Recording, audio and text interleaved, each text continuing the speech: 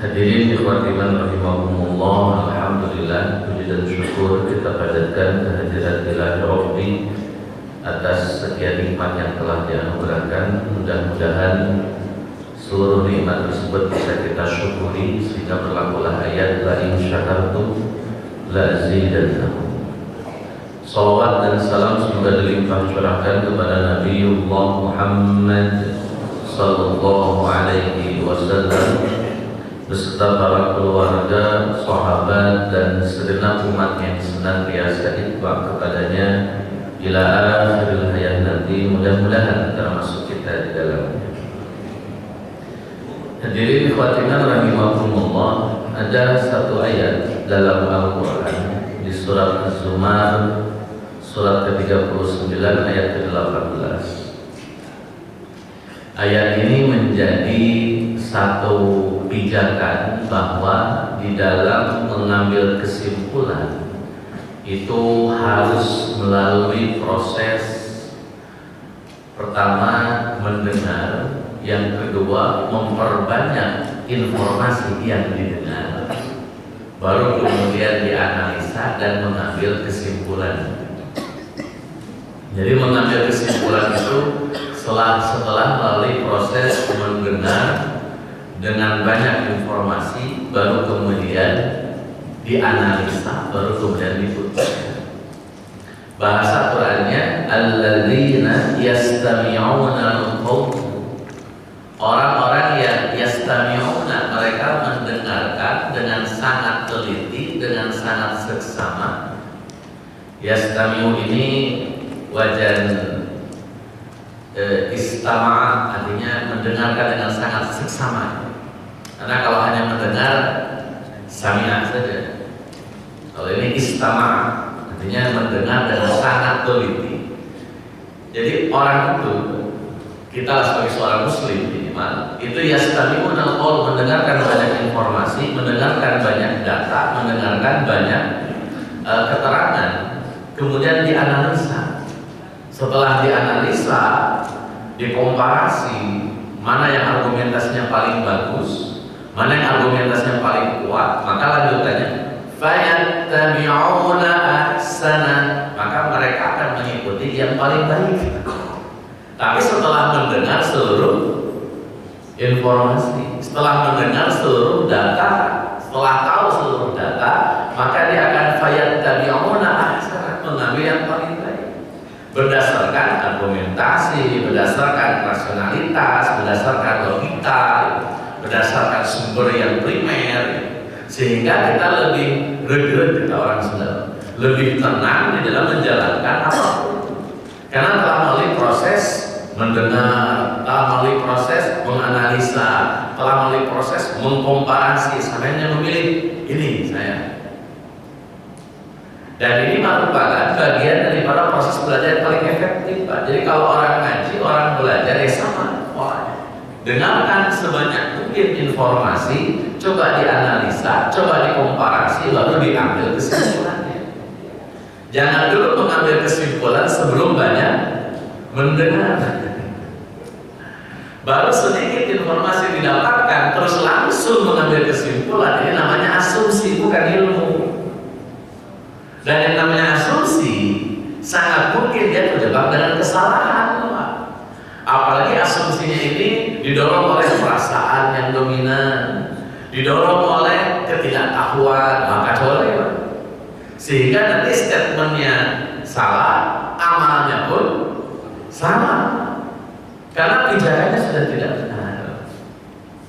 Maka dalam beragama sama, Pak. Kita beragama Islam. Di Indonesia ada 4 mazhab. Yastami'una al-qaul, coba banyak dengar dulu. Jangan langsung satu didengar langsung diambil kesimpulan, dan kesimpulannya yang lain salah. Coba gimana?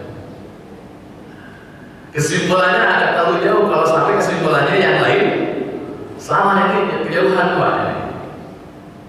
Kita dengarkan dulu sebanyak mungkin informasi, baru dianalisa, dikomparasi, dan diambil keputusannya. Maka setiap keputusan, Pak, yang telah melalui proses komparasi, analisa, dan banyak mendengar, minimal, Pak, kalau sudah ada kesalahan, ada solusinya. Jangan sampai sudah langsung ujung-ujung kesimpulan, ujung-ujung keputusan tanpa ada proses diskusi yang sangat detail. Mungkin kalau bahasa sekarang bikin kebijakan nggak ada FGD-nya gitu lah, nggak ada forum diskusinya. Tiba-tiba ibu kota pindah misalkan, nggak ada forum diskusi. Sampai sekarang kan nggak tahu kan tuh, jadinya ibu kota kita yang mana jadinya? Jakarta apa?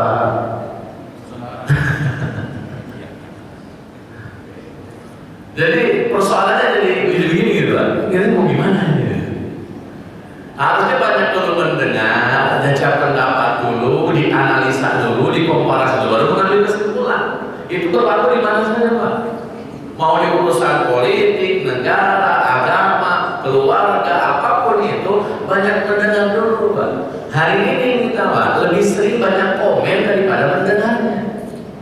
Ini data Pak, penelitian nih. Kalau orang dikirim video apa saja, itu orang lebih cepat baca komen daripada mendengar video. Ya kayak langsung komen aja loh. Gak didengar itu video. Bahkan sekali dengar paling cuma semenit 2 menit, padahal ada 20 menit misalnya. Cukup lah, kalau dipotong-potong. Yang penting dia komen juga. Akhirnya kita jago komen, bukan jago mendengar. Padahal pesan Qurannya banyak dengar, bukan banyak komen Pak. Yastami'una al-qaul, banyak dengar bukan banyak komen. Di keluarga Pak, coba Bapak banyak komen aja di rumah, bukan banyak dengar. Kira-kira gimana suasananya Pak? Piring kotor di komen, lantai kotor di komen semuanya. Coba dengar dulu kenapa gitu Pak. Ada yang suka dengar Bu Aisyah Dahlan. Ibu Aisyah Dahlan itu menyebutkan perempuan dan laki-laki itu punya kapasitas ngomong berapa kata.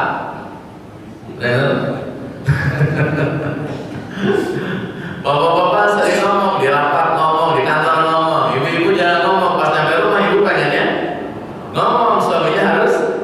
Nah ini masalahnya kan gak ketemu tuh. Kita sudah capek dengerin orang ngomong, ibu-ibu malah pengen ngomong. Kata Ibu Aisyah Dahlan itu baru dicek itu. Jadi banyak dengar itu menjadi kalimat kunci dalam setiap mengambil keputusan Pak. Kalau orang sudah jarang mendengar, kurang mendengar, tiba-tiba mengambil keputusan, sangat mungkin keputusannya salah itu. Sangat mungkin Pak. Contoh Pak, contoh. Ngasih makan gratis atau ngasih pendidikan gratis, mana yang lebih efektif? Misalnya aja, panahnya aja. Saya nggak setuju dengan pemerintah, alasannya aja. Ngasih makan gratis atau ngasih pendidikan gratis, mana yang lebih efektif? Saya dengan Pak Anies, saya rasa bagus juga Pak Anies. Jadi kata Pak Anies itu, kalau mau makan bergizi gratis, gampang. Pertama, kasih ke dinas pendidikan, biar dinas pendidikan yang ngurusin.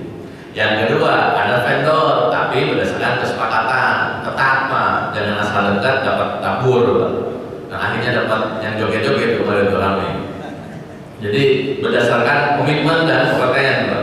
Benar gak ini urusnya? Kalau benar kita kasih. Atau yang ketiga, dana MBG-nya dikasih ke ibu-ibu. Karena kalau sudah dikasih ke ibu-ibu Pak, gak mungkin korupsi sama ibu-ibu, gak mungkin itu. Ya, dana MBG. Yang ada malah ibu-ibunya pada nambahin sehari berapa jatahnya? 15.000. Ibu-ibu mah 15.000 cukup buat apa? Buat anak saya, ditambah aja 50.000. Kata beliau, tapi ini kan berdasarkan, harusnya kan dibahas dulu gitu. Dan yang pendapat dulu, ini benar nggak nih bagian daripada kemaslahatan umat gitu loh Pak. Kalau memang maslahat kan, tapi kalau tidak maslahat kan ngambil pos dari mana-mana kan malah jadi nggak karuan Pak.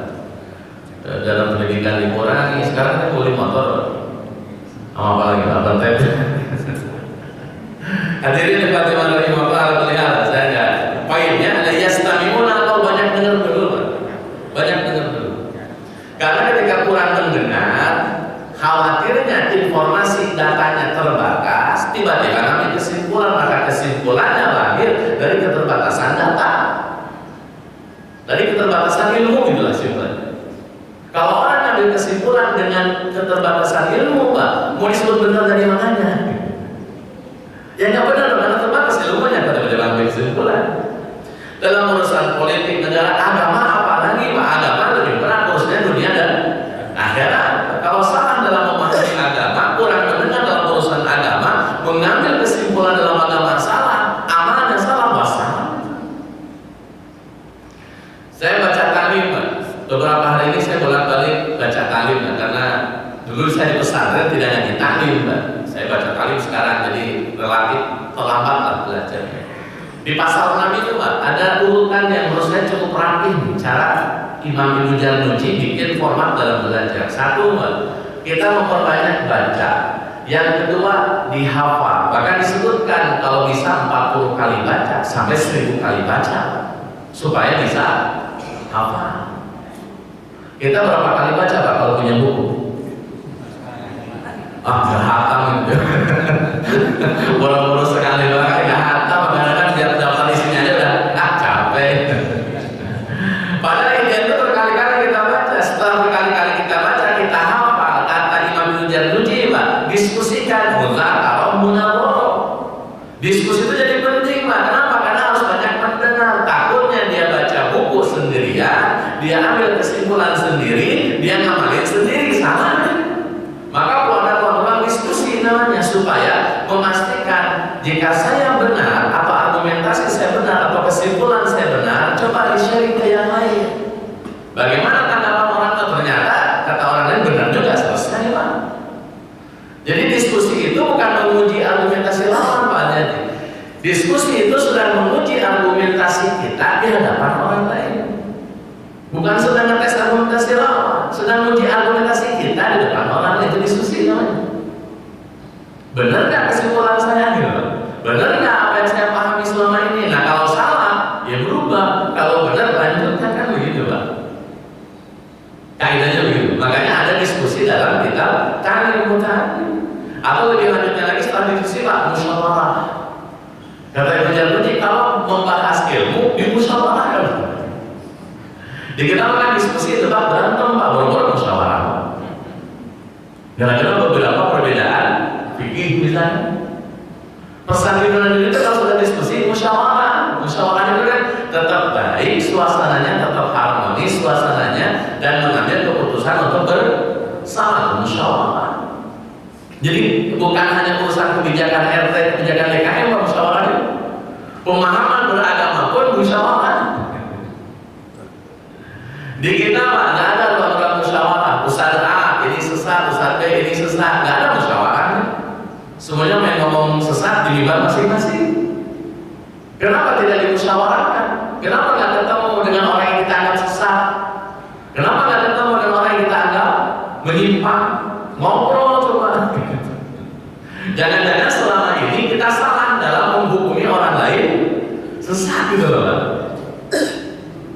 Hari ini jadinya orang pokoknya sesat titik, sesat pokoknya menyimpang titik. Padahal masih bisa dimusyawarahkan, masih bisa didiskusikan. Toh orangnya masih ada Pak, gak jauh-jauh orangnya. Kecuali kalau sudah beda planet Pak, susah komunikasi, lain cerita itu. Kalau masih ada di sekitaran kita ya tinggal musyawarah saja. Ayo bagaimana kita selesaikan persoalan pemahaman agama di antara kita. Boleh atau nggak boleh nih? Salah atau tidak salah? Saya kasih contoh, hadirin hadirat rahimakumullah. Dalam penjelasan para ulama salaf ini, sunnah Nabi itu Sallallahu Alaihi Wasallam itu bukan hukum Pak. Nggak ada sunnah Nabi itu hukum, nggak ada. Sunnah Nabi itu keterangan bahwa perkara ini, perbuatan ini nisbatnya ke Nabi Sallallahu Alaihi Wasallam. Itu sunnah Nabi mananya, bukan hukum. Nggak ada hukumnya apa sunnah Nabi, sama itu. Hukum itu bukan sunnah Nabi. Sunnah Nabi itu keterangan Pak, ini ada nggak di zaman Nabinya? Ada sunnah Nabi gitu loh. Nabi praktekin nggak? Praktekin sunnah Nabi. Nabi bersabda nggak? Bicara tentang masalah ini? Bicara sunnah Nabi, itu sunnah Nabi. Semua perkara yang dinisbatkan kepada Nabi namanya sunnah Nabi. Contoh Pak, Nabi pakai gamis, berarti pakai gamis adalah sunnah Nabi. Nabi kalau pipis jongkok, berarti pipis jongkok sunnah Nabi. Nabi tidur nyamping kanan ngadep kiblat, tidur nyamping kanan ngadep kiblat berarti sunnah Nabi. Alis Nabi nyambung putus, Pak. Dan tahu nggak alis Nabi nyambung atau putus? Nyambung, berarti yang nyambung alisnya dia mengikuti sunnah, yang nggak nyambung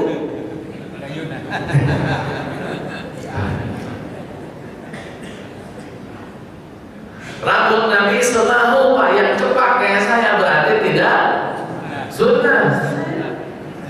Sunnah Nabi itu begitu, Pak. Sunnah Nabi itu apa yang dinisbatkan kepada Nabi Sallallahu Alaihi Wasallam. Nabi pakai imamah, nggak pakai udan-udan, berarti pakai udan-udan adalah sunnah Nabi. Apalagi, Pak?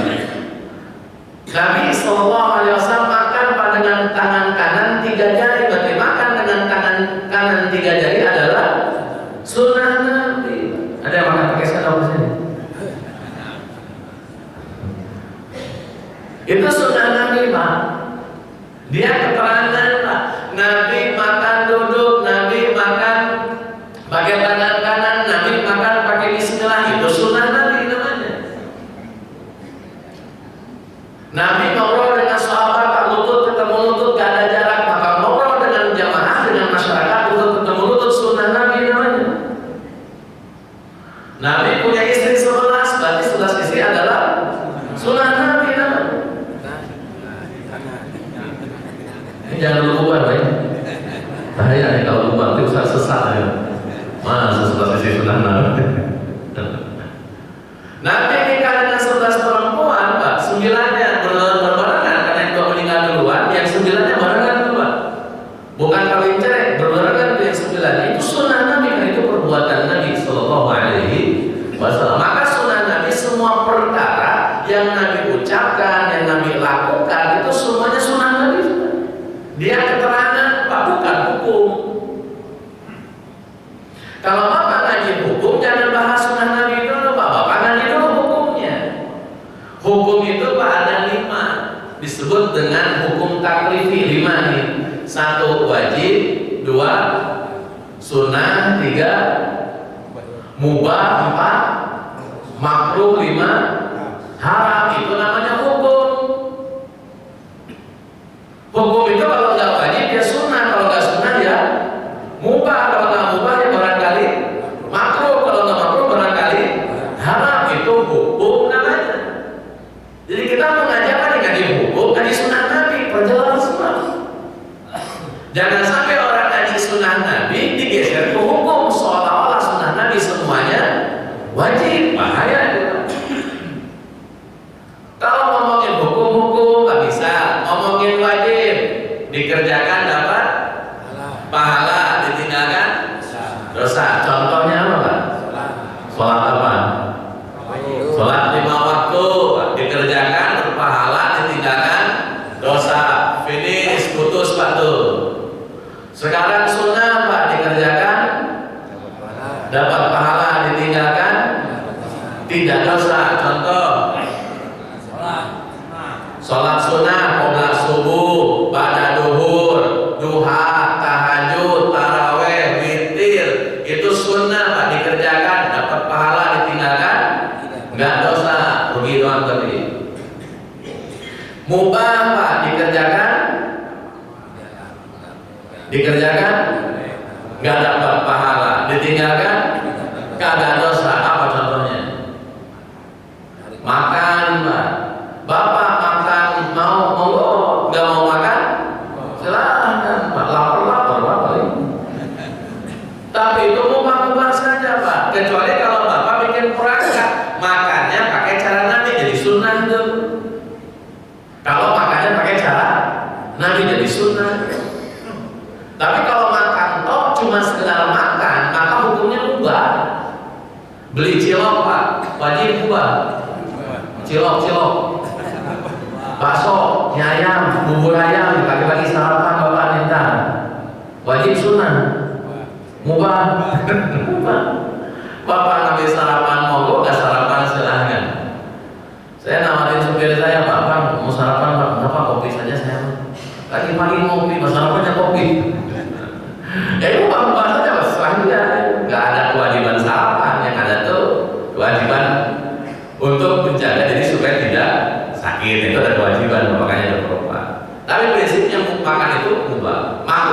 dikerjakan? Kalau makruh dikerjakan tidak dosa, ditinggalkan dapat pahala. Contoh Pak, jengkol lagi. Jengkol itu makruh Pak kalau dimakannya sebelum sholat. Kenapa Ustaz kok jengkol jadi makruh kalau sebelum sholat? Saya perjelas Pak. Zaman Nabi melarang orang makan bawang mentah sebelum sholat. Kenapa makan bawang mentah sebelum sholat dilarang oleh Nabi dan itu dimakruhkan? Kata para ulama, karena bawang mentah yang dimakan sebelum sholat, terus orangnya sholat, sendawa misalkan, nguap misalkan, ngomong misalkan, takutnya aroma bau bawangnya mengganggu yang lain, gitu loh Pak. Jadi makruh kenapa? Bukan aroma bawang yang jadi makruh, kalau mengganggu orang yang sedang sholat. Kalau sebelum sholat dilarang makan bawang mentah, kalau beres sholat kan mau sholat nggak boleh Pak. Kalau beres sholat boleh Pak. Bapak makan jengkol, kalau mau sholat tahan dulu. Kalau lagi di sawah Pak sikat Pak. Kalau lagi jengkol sambal ikan peda Pak selesai Pak. Mertua lewat nggak tahu pokoknya. Kaki di sawah nikmat ya Pak. Kalau mau sholat dilarang, kenapa? Takut mengganggu aroma baunya kepada yang lain. Makruh larangannya bukan haram itu juga. Kalau memang Bapak ngebet-ngebet pada pengen makan jengkol, makan aja jengkol Pak. Mau sholat makan aja jengkol gitu. Kalau memang benar-benar pengen banget ya. Dan itu hukumnya makruh. Ada lagi Pak selain jengkol? Ya teteh jengkol sama adik kakak. Rokok. Walaupun ada perdebatan di kalangan para ulama, katanya apa ada yang bilang haram, ada yang bilang makruh. Aku lihat ini perdebatan di kalangan para ulama. Yang bilang halal ada, yang dua halal mungkin wajib kayaknya ada. Di versi makruh Pak, di Muhammadiyah haram, di Salafi Wahabi haram. Jadi itu perdebatan. Yang kelima Pak, haram itu dikerjakan dosa, ditinggalkan dapat pahala. Contoh Pak, judi selesai Pak, itu zina selesai. Itu hukum Pak namanya. Kalau sunnah Nabi bukan hukum. Sunnah Nabi itu keterangan, informasi bahwa ini ada di zaman Nabi, bahwa ini dipraktekkan Nabi, bahwa ini disampaikan Nabi, bahwa ini diizinkan Nabi. Sunnah Nabi namanya. Tapi ngomongin hukum Pak, wajib, sunnah, mubah, makruh, haram. Maka ngaji sunnah Nabi harus ngaji hukum dibarengin tuh Pak. Nanti pertanyaannya, apakah seluruh sunnah Nabi semuanya hukumnya wajib? Jawabannya tidak. Ada yang wajib, ada yang sunnah, bahkan ada yang mubah, sampai di level ada yang haram. Ada sunnah Nabi yang haram? Ada Pak. Itu 11 istri. Buat Nabi boleh. Nabi praktekkan berarti sunnah Nabi. Buat Bapak haram Pak. 11 istri mah. Kalau mau pun 4 gitu kan kalau berani. Kalau nggak berani mah udah Pak, kayak saya aja udah. Satu aja. Hadirin hadirat rahimakumullah, maka prinsip dalam beragama adalah memperjelas Pak ranahnya. Jangan jadi ngaco di urusan ngajinya. Kalau ngaji hukum dibahasnya, ngaji sunnah Nabi dibahasnya. Dan kalau Pak, mohon maaf misalkan amalan sunnah terus kita nggak ngerjain Pak, kayak kita nggak ngerjain, akan disebut menyelisih sunnah nggak? Ini hukumnya sunnah nih Pak, ada sunnah Nabi hukumnya sunnah, kita nggak ngerjain. Saya tanya Pak, akan dihukumi menyelisihi Nabi nggak? Ya tidak Pak, kan dia meyakini sunnah dikerjakan berpahala, ditinggalkan kagak dosa. Contohnya ini contoh, kita masuk pasal. Orang berjenggot Pak, hukumnya wajib sunnah. Hukumnya nih, kita ngomongin hukum. Ustaz itu sunnah Nabi karena Nabi juga berjenggot. Pertanyaannya hukumnya wajib atau sunnah, mubah, makruh atau haram? Hukumnya apa?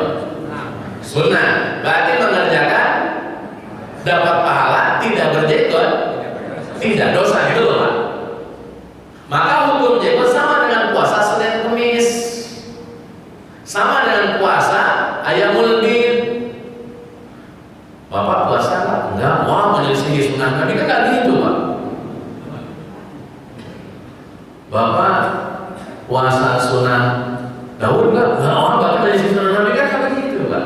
Kalau dia meyakini sunnah hukumnya dikerjakan dapat pahala, ditinggalkan kagak dosa, dia tinggalkan, dia nggak menyelisihi sunnah Nabi Pak. Karena dia sedang mengamalkan apa yang diyakini sebagai kebenaran berupa hukum sunnah. Beda kalau gini Pak, misalkan ada orang meyakini jenggot itu wajib. Kalau dia potong jenggot dosa nggak? Dosa, karena dia meyakini wajib. Jadi potong jenggot itu bisa dosa kalau Bapak meyakini wajib, tapi kalau Bapak meyakini sunnah potong jenggot nggak ada masalah. Maka tergantung Bapak yang menentukan hukumnya, mau wajib mau sunnah. Kalau bilang wajib potong jenggot baru kemarin lagi. Ya silakan Pak, para ulama dalam mazhab Syafi'i saja, dalam mazhab Syafi'i ada dua pendapat Pak. Syekh Al-Malibari menyatakan bahwa jenggot wajib, itu juga dari generasi kesekian dari mazhab Syafi'i Pak. Syekh Al-Malibari wajib kata beliau. Tapi kata Imam Nawawi, kata Imam Rafi'i, hukum jenggot sunnah. Kata Imam Nawawi dan Rafi'i. Dan dalam dunia mazhab Syafi'i Pak, ada kaidah begini.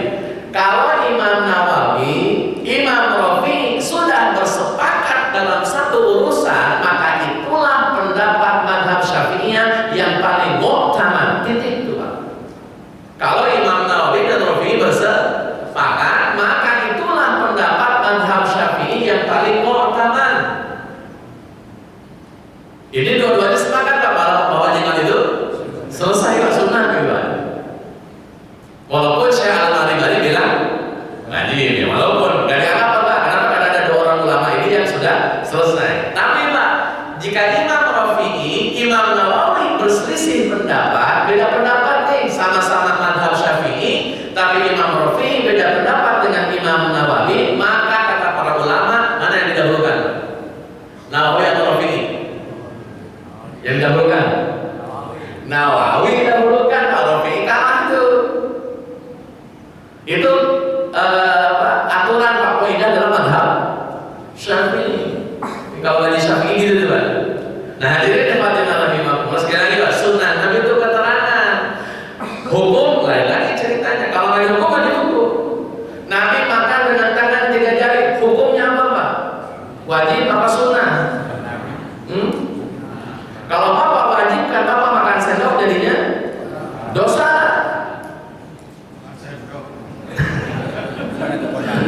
Pakai sendok. Kalau makan sendok. Kalau Bapak wajibkan makan dengan 3 jari, berarti kalau Bapak makan pakai sendok, dosa. Gitu Pak.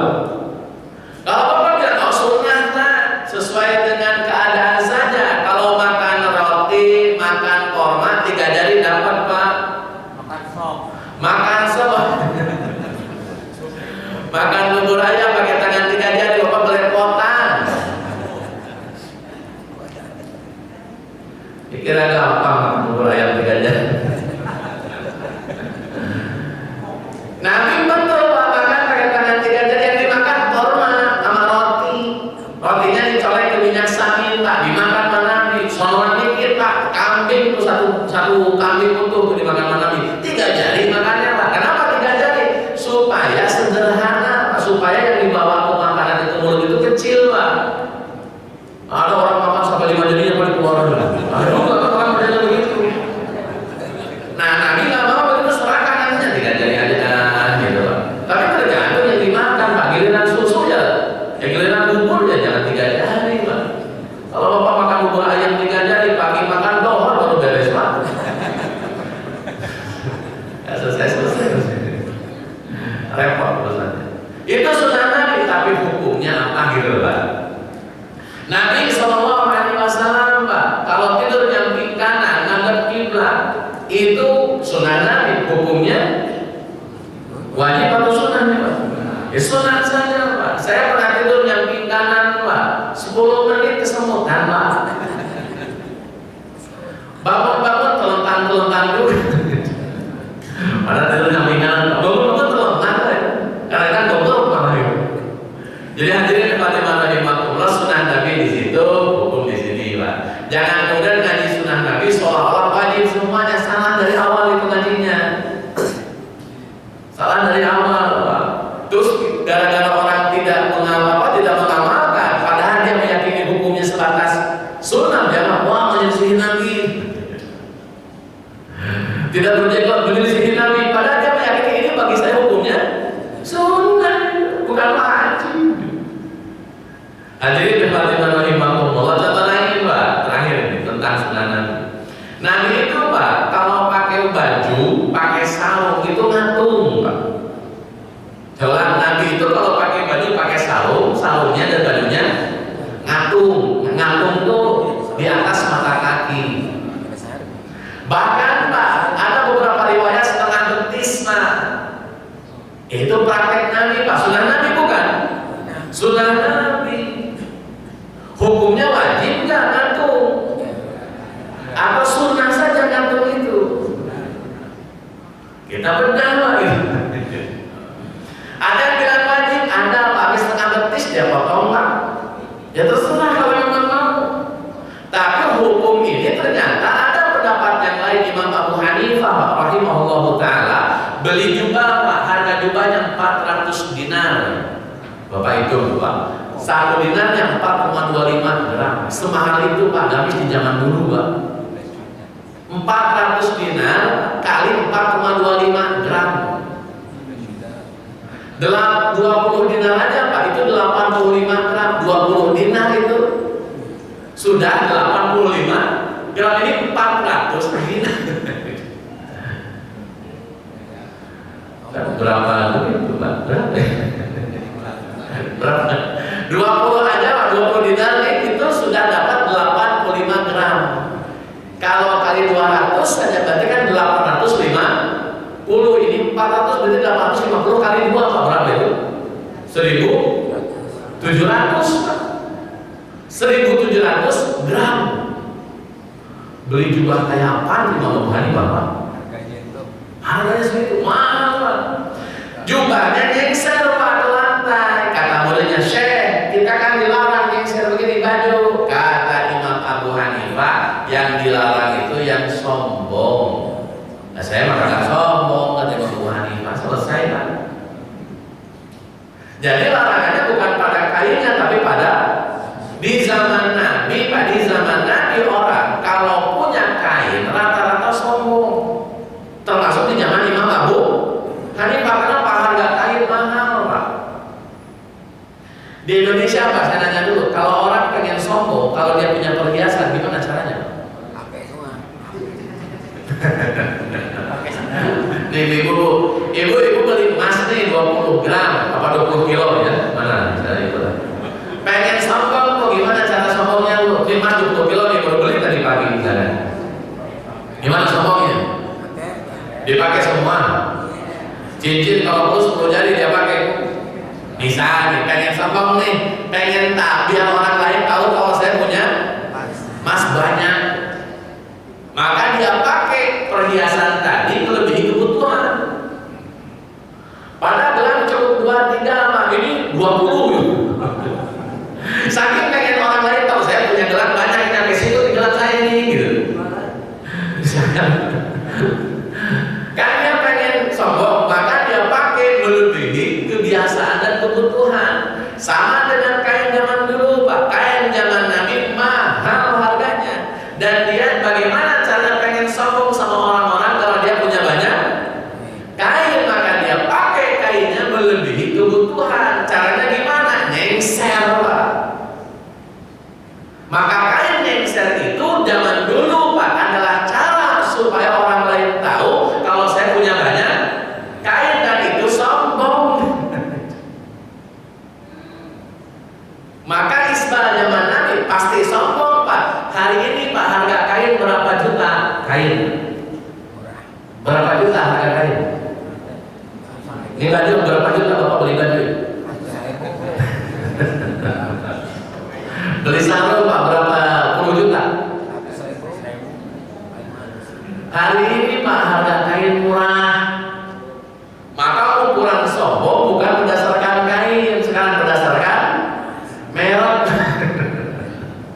Mungkin kain kalau merek sedang itu Pak.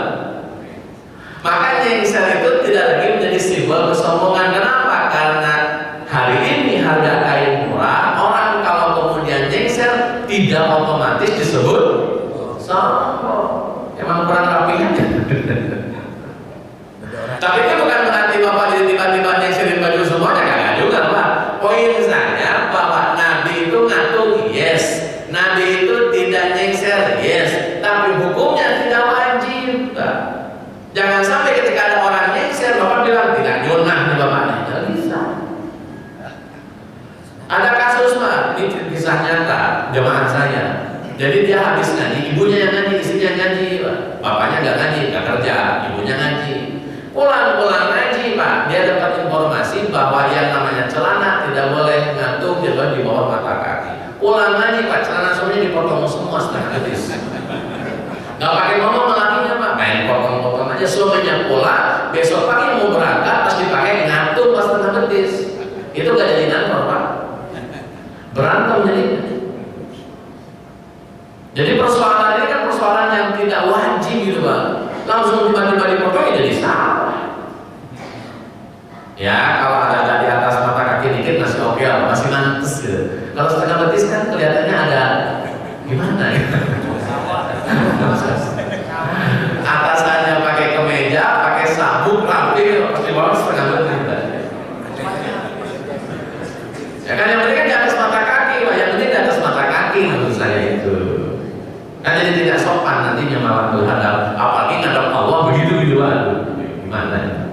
Hadirin hadirat rahimahullah. Tapi prinsipnya apa? Prinsipnya itu tidak wajib, bukan berarti haram Pak. Ustaz saya pengen ngatur setengah betis ya silakan, memang ada dalilnya. Tapi tidak lantas orang yang tidak ngatur dihukumi sebagai menyelisihi sunnah. Itu sunnah Nabi, sunnah Nabi dan hukum. Ini cara memahami kaidah hukumnya. Yang kedua Pak, lawan sunnah Nabi apa? Lawannya sunnah Nabi apa? Bid'ah. Kalau sunnah Nabi semua perkara dinisbatkan ke Nabi, kalau bid'ah tidak ada di zaman Nabi itu bid'ah Pak. Jangan dulu kemana-mana. Bid'ah itu pokoknya nggak ada di zaman Nabi, namanya bid'ah. Bapak ada nggak di zaman Nabi? Ada nggak di zaman Nabi Bapak? Berarti Bapak sama kayak saya berarti bid'ah ini. Karena tidak ada di zaman Nabi. Gak usah dulu bahas Ustaz, maksudnya bid'ah dalam agama, Ustaz maksudnya bid'ah dalam urusan akidah. Jangan begitu Pak. Bid'ah itu secara bahasa baru, secara bahasa nggak ada di zaman dulu, itu bid'ah. Ngaji bid'ah gitu Pak. Zaman Nabi ada nggak? Nggak ada bid'ah. Zaman Nabi HP ada nggak? Nggak ada bid'ah. Itu semuanya bid'ah. Secara bahasa bid'ah itu tidak ada di zaman Nabi. Ngaji dulu Pak, ngajinya. Dan bid'ah bukan hukum, sama seperti sunnah Nabi juga bukan hukum. Ada orang Ustaz, hukumnya ini apa? Hukumnya bid'ah. Bid'ah bukan hukum.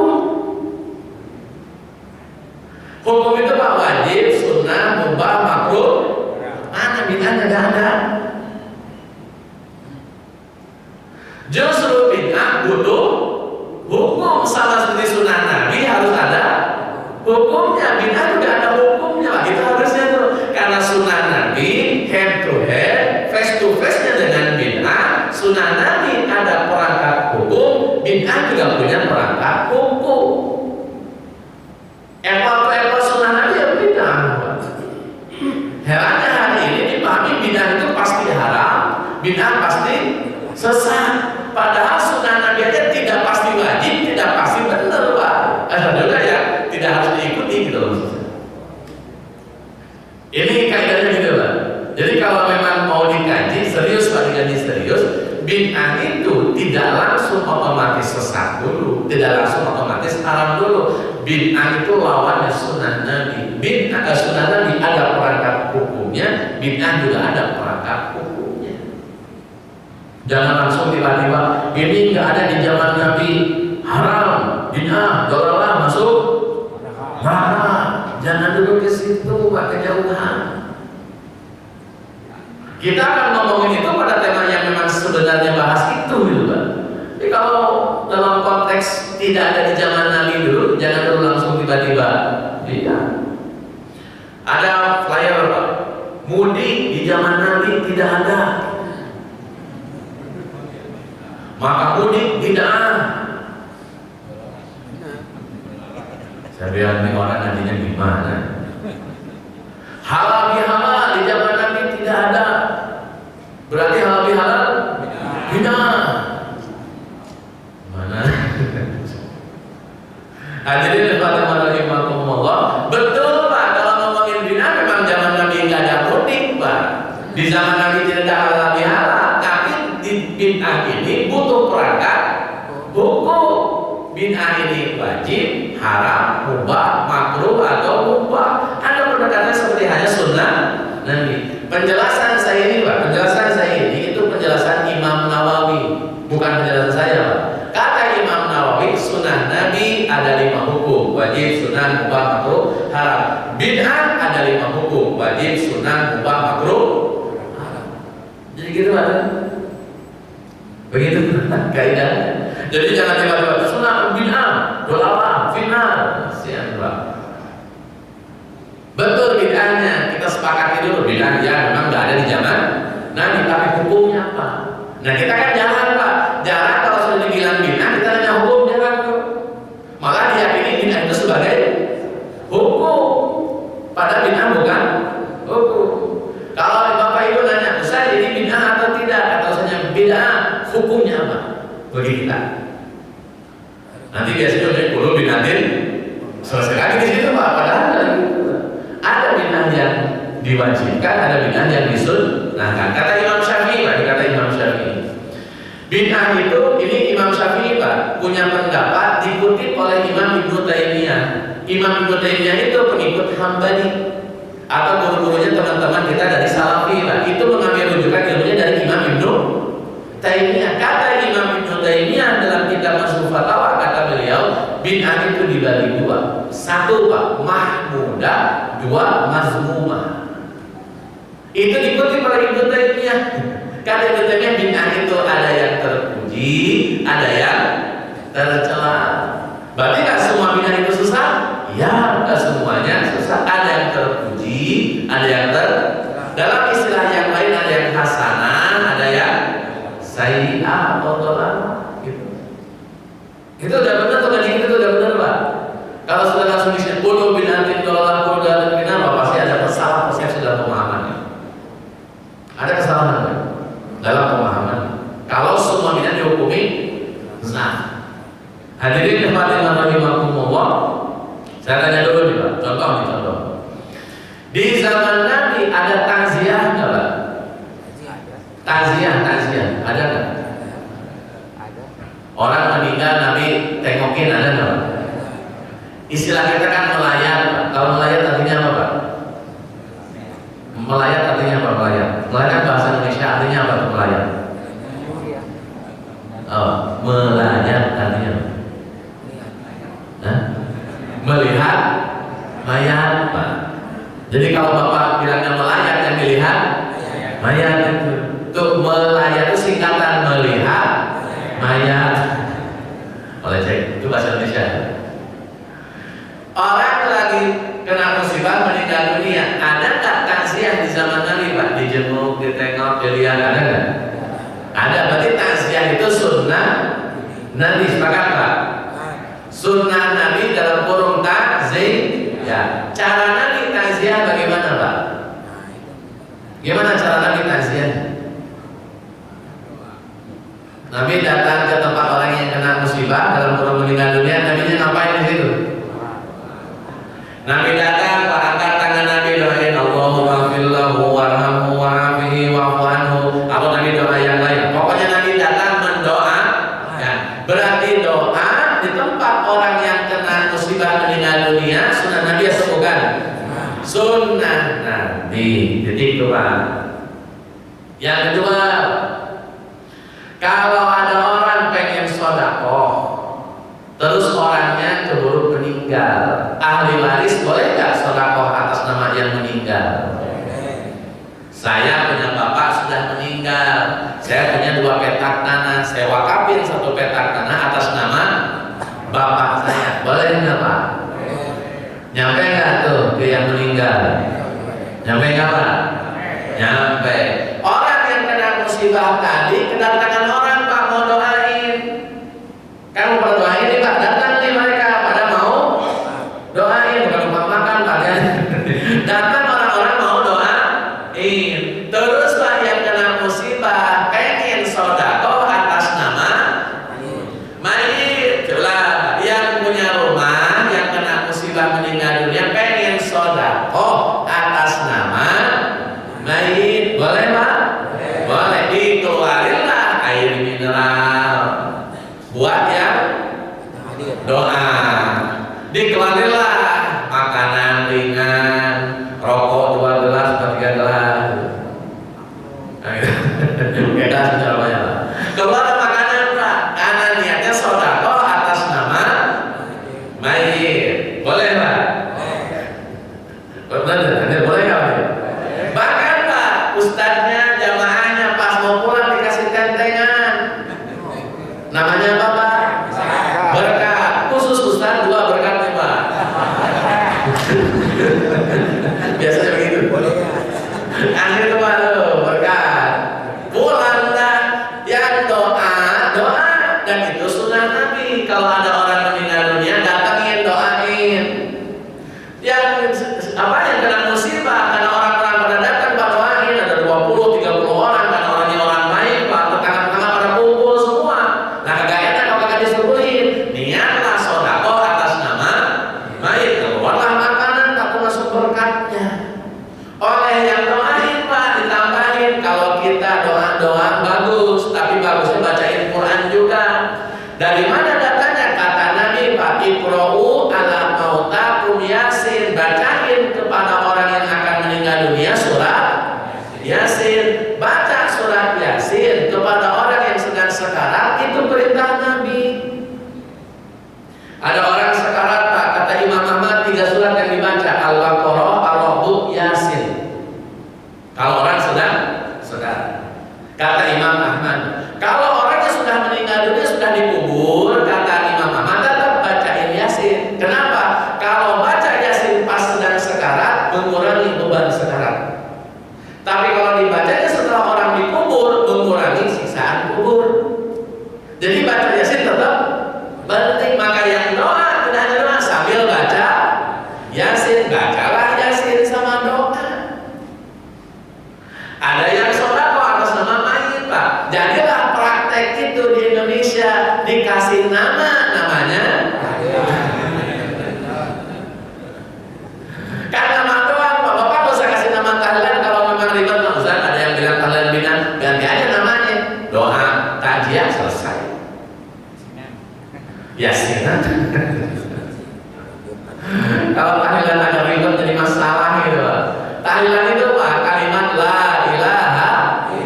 Itu kalimat kayak takbiran itu kan berarti Allahu Akbar. Tasbihan berarti subhanallah. Tahmidan, alhamdulillah. Tahlilan la ilaha illallah.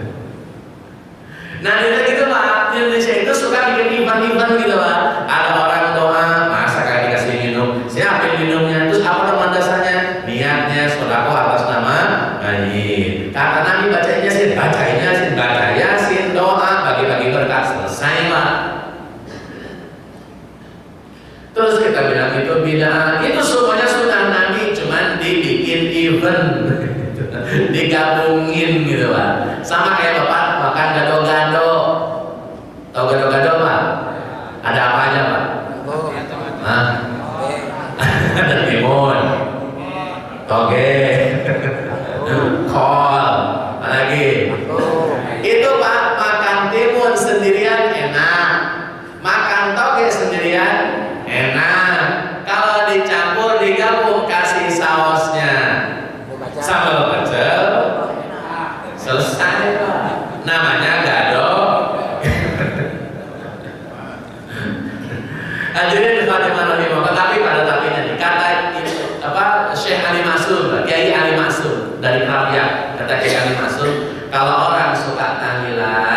suka ngelarang. Kalau orang suka tahlilan, jangan ngajak-ngajak yang nggak suka tahlilan. Biarin Pak, kalau nggak suka mah nggak usah diajakin. Takutnya jadi beban buat dia, gitu kan? Diajak, kagak datang malu, kagak datang, udah diajak, gitu kan? Nggak datang, udah diajak, kagak datang malu, gitu kan? Misalkan gitu kan? Bisa diajak. Juga sama Pak, yang tidak suka tahlilan, jangan larang-larang orang. Biarin aja, nggak usah bilang ulama bilang masuk neraka semua. Tahu urusannya itu masih diperdebat. Karena hadirin dirahmati rahimakumullah, ini pentingnya yastami'unal qaul, kita banyak mendengar, fayattabi'una ahsanah, dan kita mengikuti yang terbaik. Mana argumentasi kita yang terbaik, mana argumentasi kita yang paling tepat, mana yang mendekati kepada kebenaran, kita akan ikut. Itu kaidahnya Pak. Kalau belum puas Pak, diskusikan Pak, debatkan kalau perlu. Tapi endingnya dimusyawarahkan. Dalam musyawarah itu kita sepakat untuk tidak sepakat, tapi kita menjaga ukhuwah Islamiyah, kita bangun hubungan yang baik di antara kita, selesai. Kalau misalkan tetap tidak bisa disatukan pendapatnya, minimal ya saling menghormati pendapat masing-masing. Maka kurangi itu kalimat-kalimat menyesatkan, bikin statement yang meresahkan masyarakat, masuk neraka, tidak diterima, sudah simpan aja kalimat-kalimat begitu, karena ternyata itu kontraproduktif. Terakhir Pak, ulama itu akan disebut ulama bukan karena dia tahu ilmu saja. Ulama itu akan disebut ulama kalau dia ditanya Pak oleh umat dan jawabannya akan jadi madharat bagi umat, maka ulama tidak akan menjawab. Coba ulama itu bukan orang yang jago menjawab pertanyaan, bukan. Yang bapak nanya dijawab, bapak nanya dijawab, itu belum tentu ulama. Ulama itu bisa mikir gini lah, kalau saya jawab dampaknya apa di masyarakat. Ada Pak Ustaz ceramah, beres ceramah Ustaz harusnya pulang Pak, tidur sama keluarganya, masjidnya berantem Pak, jamaahnya ribut.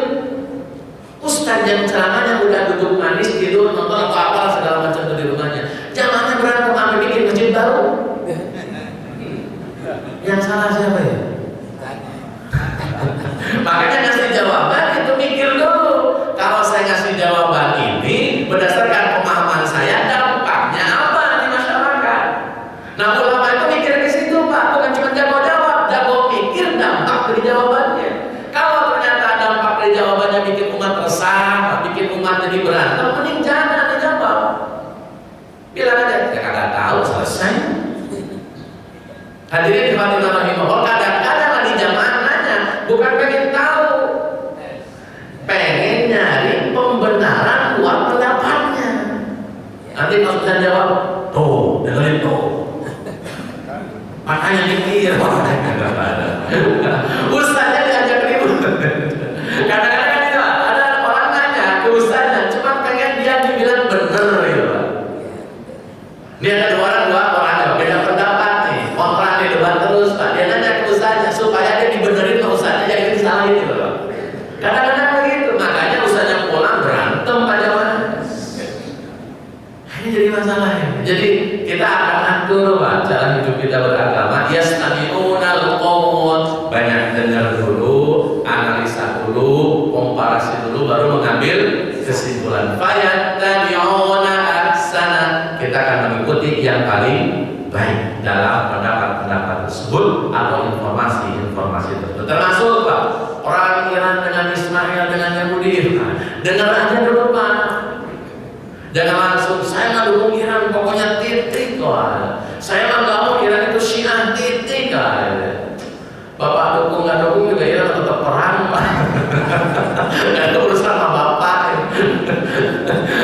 Tetap perang Iran, nggak Bapak dukung ya tetap perang, Bapak dukung ya tetap perang, Bapak dukung juga perang ini apa-apa ke Iran. Minimal doa ya, kita doakan saja Pak. Doanya gini Pak, ya Allah tolonglah orang-orang yang limi dan hancurkanlah orang-orang zalim. Antara Iran, Amerika dengan Israel, mana yang zalim Pak? Mana yang dizalimi? Pokoknya yang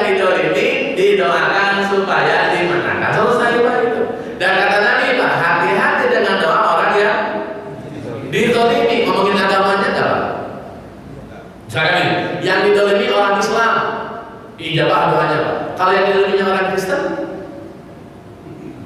ada orang Kristen Pak didolimi, doa apa? Dikabul nggak? Dikabul.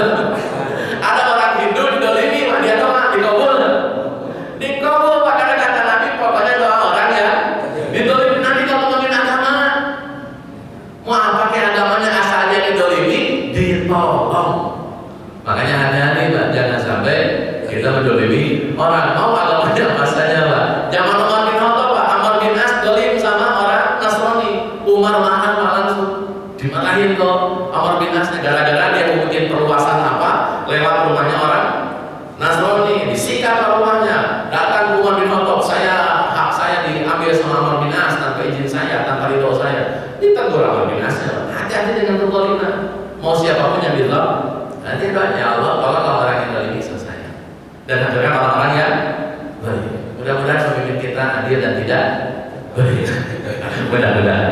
Selesai yang bisa disampaikan Pak. Mohon maaf segala kekurangan. Assalamualaikum warahmatullahi wabarakatuh.